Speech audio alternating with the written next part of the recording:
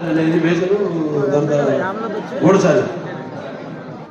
అలాగే పంపిణీదారులుగా కూడా అన్ని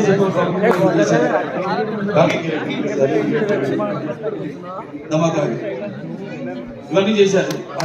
బాగుంది సినిమా పరిశ్రమ గురించి. అంటే ఒక పంపిణీదారుల యొక్క ఇబ్బందులు, కష్టాలు, అలాగే ఒక నిర్మాతగా, అలాగే ఈరోజు మరి వాళ్ళ ఒక డైరెక్టర్గా కూడా సినిమా డైరెక్ట్ చేస్తున్నాడు.